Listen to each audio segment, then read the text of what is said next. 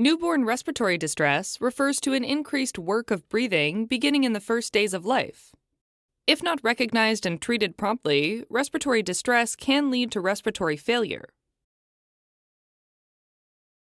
Some important risk factors that can lead to respiratory distress in newborns include prematurity, conditions such as congenital diaphragmatic hernia and congenital heart disease, meconium aspiration syndrome, infections such as pneumonia and sepsis, pneumothorax, and transitory tachypnea of the newborn.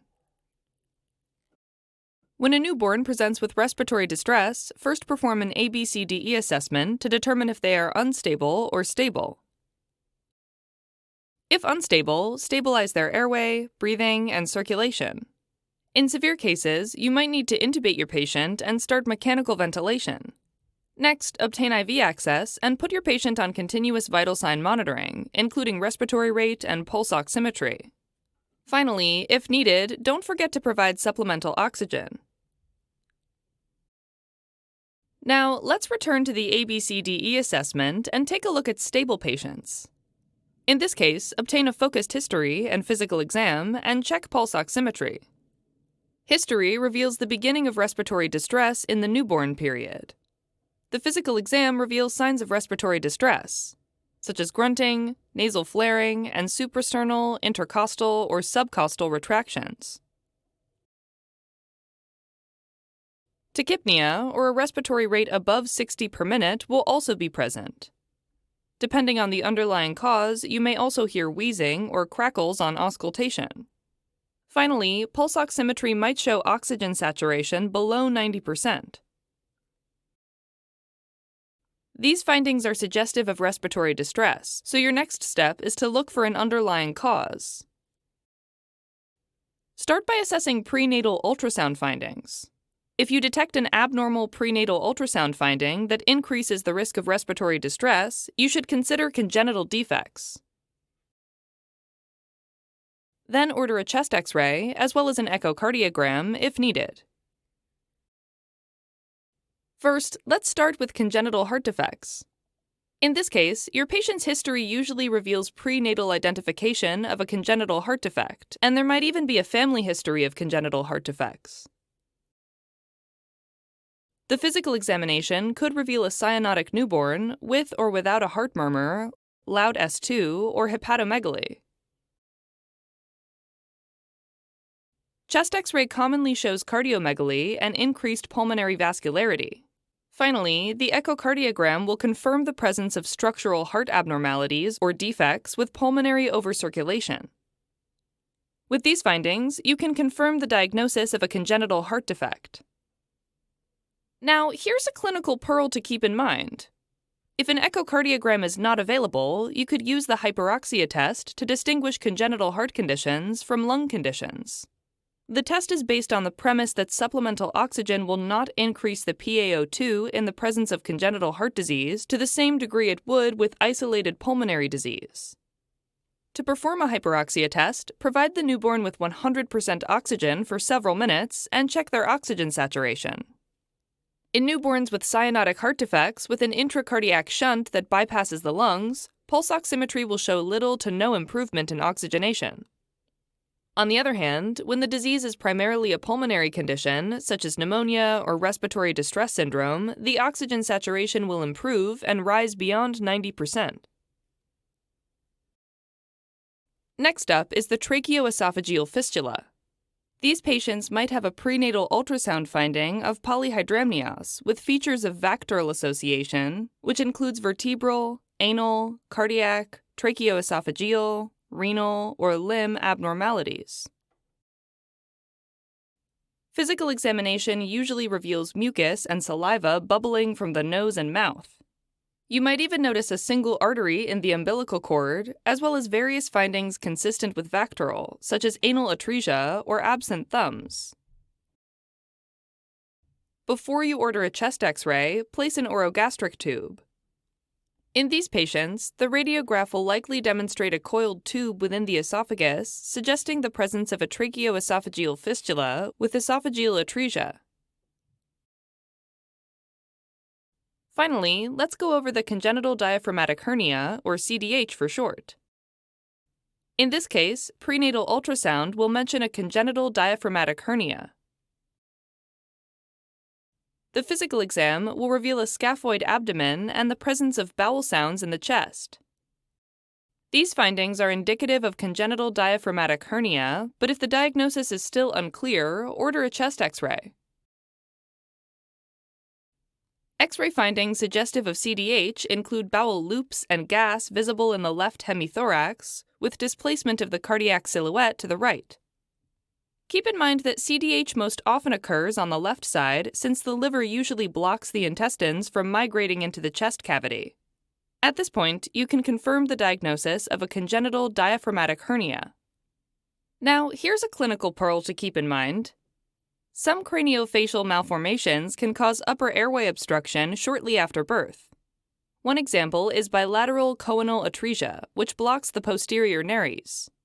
Since neonates are obligate nose breathers, when feeding, they experience respiratory distress. While crying, however, respiratory distress is relieved when they breathe with an open mouth. Now, let's switch gears and discuss newborns with normal prenatal ultrasound findings. In this case, assess perinatal risk factors. First, let's focus on meconium-stained amniotic fluid. In this case, you should consider meconium aspiration syndrome as a cause of respiratory distress, so make sure to order a chest X-ray. Affected infants are typically born at term or post-term, and intrapartum fetal distress may have been noted. The physical exam will likely demonstrate a barrel-shaped chest with increased work of breathing, nasal flaring, grunting, or retractions, as well as diffuse crackles, rhonchi, or wheezing. If the chest X-ray reveals bilateral fluffy densities and lung hyperinflation, you can diagnose meconium aspiration syndrome. Alright, next, let's consider the next risk factor of prematurity. Prematurity should prompt you to consider complications, such as respiratory distress syndrome and patent ductus arteriosus. In this case, order a chest X-ray or lung ultrasound. With respiratory distress syndrome, your physical exam will reveal poor air movement, tachypnea, and retractions, and crackles might be heard upon auscultation.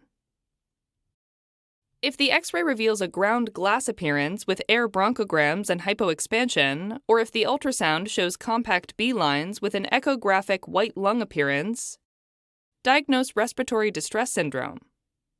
Here's a high-yield fact to keep in mind. Respiratory distress syndrome typically occurs in preterm infants due to underdeveloped lungs and surfactant deficiency. But term infants who are born to diabetic mothers also have an increased risk of respiratory distress syndrome, since fetal hyperglycemia and hyperinsulinemia can disrupt surfactant synthesis. Another important cause of respiratory distress in premature infants is patent ductus arteriosus, or PDA for short. In these babies, more blood is traveling to the lungs, increasing pressure in the pulmonary circulation and causing respiratory distress. The physical exam reveals a continuous, machinery-like murmur that radiates to the infant's back and bounding peripheral pulses. If the chest X-ray shows increased pulmonary vascularity, diagnose PDA. Now let's move on and discuss risk factors for infection. This includes maternal fever or chorioamnionitis, positive GBS with inadequate intrapartum antibiotic prophylaxis, or prolonged rupture of membranes. The presence of any of these should make you consider the possibility of infection. In this case, order labs, including a procalcitonin or C-reactive protein, and obtain blood cultures. Additionally, depending on your patient's clinical picture, you might need to obtain urine and CSF cultures. Again, don't forget to order a chest X-ray. Let's start with sepsis. Sepsis is typically associated with temperature instability, tachypnea, and normal lung findings. The chest X-ray will be normal, but the blood culture will be positive. All of these findings are suggestive of sepsis. On the flip side, infants with pneumonia will usually have focal lung findings, such as rhonchi and crackles, in addition to temperature instability. In contrast to sepsis, the chest X-ray will show diffuse parenchymal infiltrates, air bronchograms, or lobar consolidation. These findings are highly suggestive of pneumonia.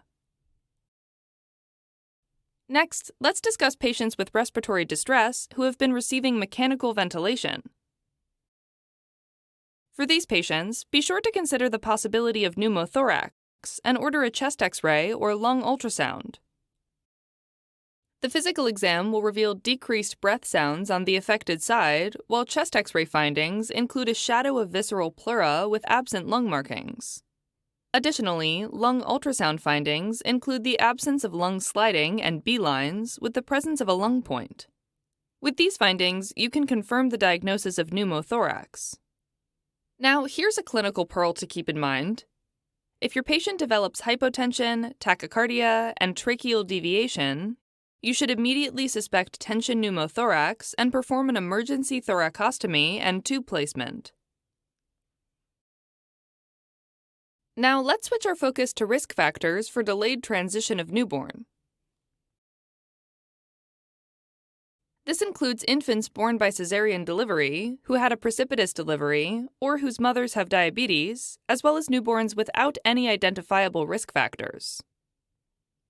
In this case, you should monitor your patient and assess for resolution of symptoms by 6 hours of age. If symptoms resolve within 6 hours, diagnose delayed transition of the newborn.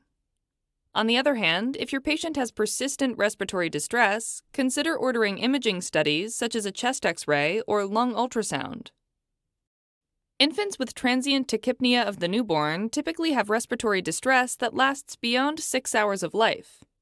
Physical exam findings are significant for grunting, nasal flaring, retractions, and tachypnea, often with a respiratory rate over 80 breaths per minute. Typical chest X-ray findings include the presence of fluid in the interlobar fissure with perihilar streaking, while a lung ultrasound will demonstrate double lung points. With these findings, you can diagnose transient tachypnea of the newborn. And here's one final clinical pearl to keep in mind. If the newborn experiences persistent respiratory distress despite adequate treatment for pulmonary conditions, like meconium aspiration syndrome or respiratory distress syndrome, you should suspect persistent pulmonary hypertension of the newborn, or PPHN. In this case, order an echocardiogram, and if it reveals elevated pulmonary artery pressures with right-to-left shunting, you can diagnose PPHN. Alright, as a quick recap, when a newborn presents with respiratory distress, first perform an ABCDE assessment. If they are unstable, stabilize their airway, breathing, and circulation. If needed, intubate and start mechanical ventilation. For stable patients, review prenatal ultrasound findings to help you identify causes of respiratory distress, such as congenital heart defects, tracheoesophageal fistula, and congenital diaphragmatic hernia. If prenatal ultrasound findings were normal, check perinatal risk factors, which can give clues to the underlying cause.